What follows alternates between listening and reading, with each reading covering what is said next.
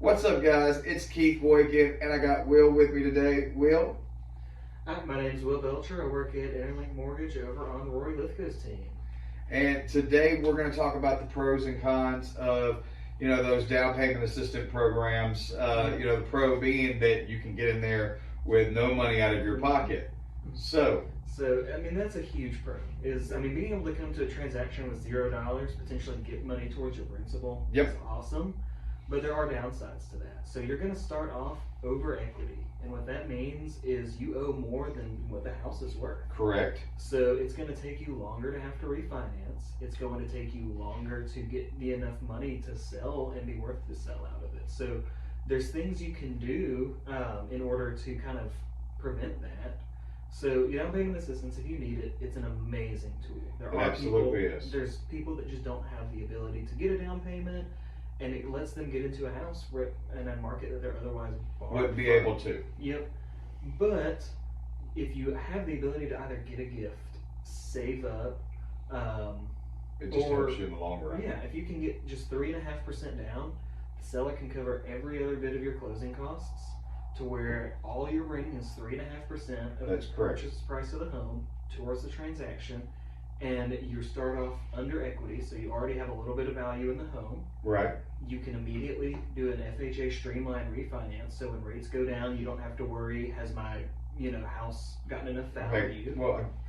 Yes, grown in value over the time. And ultimately, you're just going to be in a better position negotiating wise. Am I right? Correct.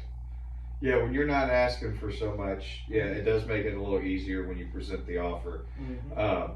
But I will say this, if interest rates, whenever they come back down, I have a feeling that home prices are going to do what they did in 2020 and 2021. So it may help you in the long run if you do go with, government assistance or whatever it is, the loan program it is to get you in the house.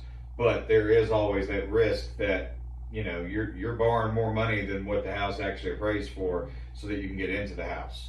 Yep. So there is always that risk, but I think anybody in the industry will agree the best time to buy is always now. Oh, absolutely. In this market in Nashville, it's just going to keep growing in value. There's no slowing down. Well, that and the fact that there's less buyers out there right now, so buyers are tending to get a little bit more from the sellers than what they're going to the moment that those interest rates come down, and droves of buyers come out of the woodwork. I'd say the minute we see a 6 again, interest rates, your negotiating power is going out the window. That's correct. I hope you've got 3.5% down in closing costs, or 15 or 20% down. Yep. Because you may have to pay over just so that you can get that house. Which, if you buy a house today, the equity can go towards that, and you might have your 15% down. That's true. So, and again, I know that we keep saying this, but now is the time for buyers. They have more power right now than they've had in the last 3 years. Yes. So